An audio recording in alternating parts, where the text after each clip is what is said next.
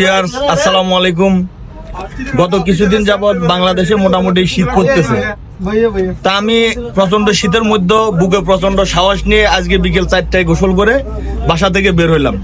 উপস্থিত আমাদের 4 বন্ধুর মধ্যে এখন আমরা সাক্ষাৎকার নিব, কার কতটুকু বুকে সাহস আছে, কে শেষ কবে গোসল করছে। এখন আমরা আসছি আমাদের বড় মামা বাপ্পি মামার কাছে।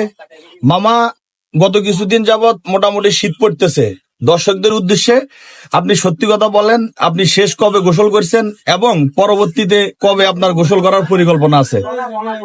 আমি এই শীতে গোসল করি বা করেছি, আগামী মাসেও করেছি, তবে এই মাসে এখনো 1 সপ্তাহ বাকি আছে। ইনশাল্লাহ এই 1 সপ্তাহের ভিতরে যে কোনো সময় আমি গোসল করব, এটা আমি আপনাদেরকে আশ্বস্ত করছি। যতই শীত আসুক আমি দমার পাত্র নই। এখন আমরা চলে আসছি আমাদের বন্ধু ইঞ্জিনিয়ার নাইম সাহেব। কিছুদিন যাবৎ মোটামুটি শীত পড়তেছে, এখন আমাদের দর্শকদের উদ্দেশ্যে আপনি বলেন গোসল নিয়ে আপনার পরিকল্পনা কি, অথবা আপনি শেষ কবে গোসল করেছেন? ভাই, যখন থেকে শীত পড়া শুরু করছে, ইনশাল্লাহ আমি প্রত্যেক সপ্তাহে একবার করে শুক্রবারে নামাজের আগে একবার করে গোসল করি, এবং যতদিন শীত থাকবে ততদিন শুধু শুক্রবার নামাজের আগে গোসল করে যাব। আপনারা শুনতে পাইছেন, আমাদের ইঞ্জিনিয়ার নাইম সাহেব উনি প্রত্যেক সপ্তাহে একবার গোসল করে এবং এই গোসল করার ধারাবাহিকতা উনি বজায় রাখবে। ওনার কাছে শীত কোনো বাধা না, উনি গোসল এভাবে করে যান। আমাদের এলাকার দোকানদার, শীতের ভিতরে আপনি কয়দিন গোসল করছেন?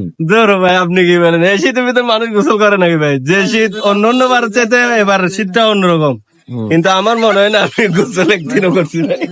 আপনারা সবাই শুনতে পারছেন যে শাহেদ এই শীতের ভিতরে একদিন গোসল করে নাই, তার মানে বুঝুন। ধন্যবাদ। এখন আমরা আসছি আমাদের মেজো মামা এমডি ফয়সাল মাহমুদের কাছে। ফয়সাল, গত কিছুদিন যাবৎ মোটামুটি শীত একটু বাড়ছে, এই শীতে আপনার গোসলের শিডিউল অথবা গোসলের পরিকল্পনা কি, এটা একটু জাতির সামনে ক্লিয়ার করেন প্লিজ। আমি গোসল করি এবং করব, আর এটা একান্ত আমার ব্যক্তিগত বিষয়।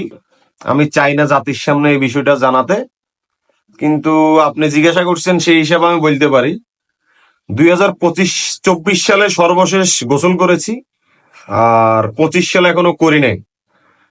ইনশাল্লাহ 2026 সালে গোসল করব গোসল, হতাশ হবেন না। ধন্যবাদ ফয়সাল, আপনাকে দেখেই বোঝা যাচ্ছে যে 24 সালের পর আপনি এখনো গোসল করেন নাই। ইনশাল্লাহ আমরা আশা করি আপনি 25 সালের মধ্যে গোসল করবেন।